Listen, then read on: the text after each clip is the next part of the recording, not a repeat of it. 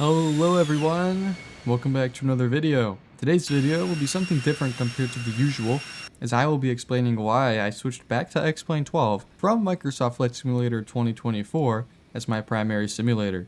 Before I dive in though, this isn't meant to throw shade at MSFS simmers or MSFS as a whole, but instead to show where XPlane is better than MSFS, in my own opinion, along with some counterclaims for where Microsoft Flight Simulator excels and XPlane falls behind.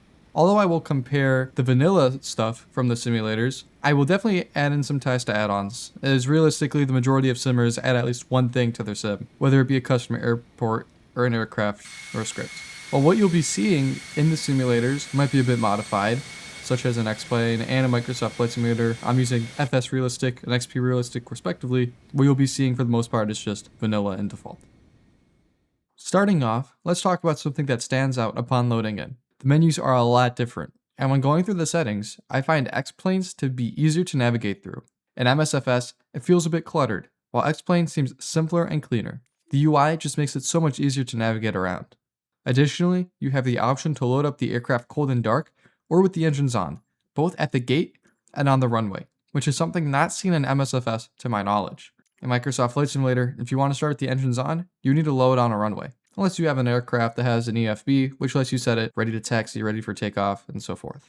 Moreover, take a look at the default airport buildings and ground markings. In XPlane, I find them so much more realistic compared to Microsoft Flight Simulator. The buildings at the airport are closer to real life, while in Microsoft Flight Simulator they are extremely tall, and sometimes don't even resemble the actual airports at all in my opinion. Additionally, the jetways just look off sometimes.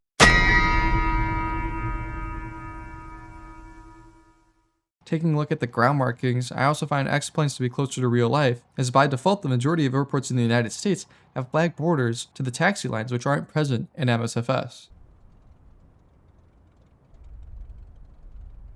I will say though, by default, Microsoft Flight Simulator's photogrammetry and buildings just look a lot better when you're not at the airport compared to XPlane, just because it uses Bing Maps and it's a lot more realistic, and you can find your exact house. Granted, if you get up really close, it looks like a blob, but apart from that, when you're up high, it looks really good compared to XPlane, where it's just these default generic buildings that are just generated from OSM data. But also, when taking up a look at the sky, in XPlane, the clouds just look more like real clouds compared to Microsoft Flight Simulator. While I admit, MSFS looks amazing, clouds are lacking something in my opinion. I've heard from others too that XPlane's clouds feel far superior to Microsoft Flight Simulators, but I can't exactly put my finger on what makes them feel a bit off. I feel like it could be the shape and the color. I know one person on Reddit, I remember a long time ago reading this, they said that the clouds look like mashed potatoes. I kinda see it, but also from my knowledge, Asobo is always finding ways to improve the atmosphere, so who knows, maybe we'll see a big comeback with MSFS beating XPlane in terms of how the sky looks. Moving on, I find XPlane's ground handling and flight model to be much better than Microsoft Flight Simulators.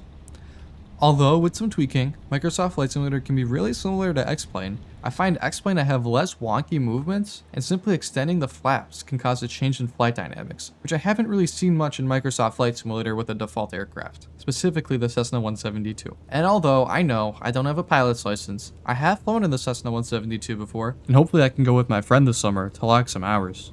If I'm able to do so, I'll make sure to update how I feel about the flight model and the ground handling. Who knows, maybe I'll change my mind. But one thing I will have to add is in XPlane, when I connected my rudder pedals, I have the default settings for them, and it just feels a lot more natural than Microsoft Flight Simulator's default settings for my rudder pedals.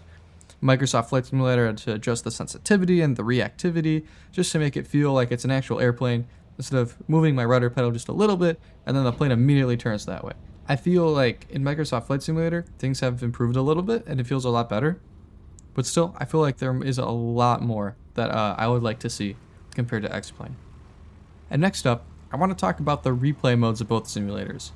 While both have a built-in replay function, at least comparing XPlane to Microsoft Flight Simulator 2024 specifically, XPlane's is just so much easier to use, and I don't have to think twice about setting it up.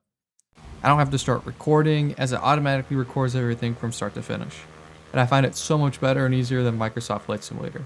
Especially when I want to replay my landing, this comes in handy.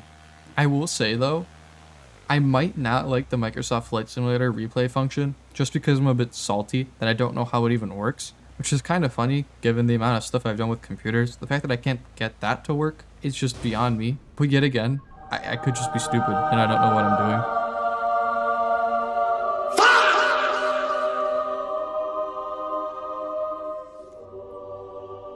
So, I mean, probably if I learn it, I might feel a little bit better about using Microsoft Flight Simulator's replay functions. But because XPlane just works out of the box. But anyways, enough about me saying why XPlane is better. Let's take a look at MSFS. There are a few things that I appreciate more than XPlane. First off, just to give some background, I have an AMD 7900 XT, and I found that Microsoft Flight Simulator has been consistently running at a higher frame rate and it is more stable. Sometimes when switching aircraft in XPlane, I find my sim crashing while MSFS deals with all my abuse. When filming stuff for this video, my simulator crashed I think twice, just because I was trying to switch from one aircraft to another. Additionally, the planes just look so much better and the textures are much higher detail than most planes in XPlane. While some default aircraft in XPlane look beautiful, like the newer ones, the A330, the Cessna Citation X, others could be better. For example, the King Air. Moreover, there are some amazing developers for Microsoft Flight Simulator that put a lot of work, more work than the same add-on on XPlane would have in my opinion. For example, the Phoenix Airbus lineup has amazing sounds, textures, modeling, and so much more. The entire family, including IAE and CFM engines, goes for roughly $121, while a single toolless Airbus product costs closer to $90 when not on sale, and the modeling and texture work reminds me of FSX at times. While Toolless and Phoenix have their own markets, and both have their own things to offer, I just find it crazy how Phoenix outdoes Toolless in so many ways and is able to sell it for much cheaper. But that's still not going to discourage me from saving up to get the Toolless Airbus. But the final thing that I will mention goes for both sims in their own ways. MSFS, by default, has satellite ground textures while XPlane doesn't. But the tide is changing with the help of AutoOrtho and XPlane Map Enhancement. Because of this, I find XPlane being able to achieve a lot of the stuff that MSFS does with the scenery. Coupling this with SimHeaven X-World, it looks amazing. While both simulators are amazing, I feel that XPlane has enticed me more compared to Microsoft Flight Simulator. Although I will use MSFS, I feel XPlane will be my primary flight simulator going forward. I hope that you enjoyed this video and found it informative. If you're thinking about purchasing XPlane or Microsoft Flight Simulator, I hope that this somewhat helps you on what to pick and what you think is right for you. If you have any feedback or want to talk about your own experiences with flight simulators, please respectfully comment it down below. I will do my best to respond to everyone. Have a good morning, afternoon, evening, or night, everyone. Make sure to like and subscribe for more content, and I'll catch you in the next one. Happy flying!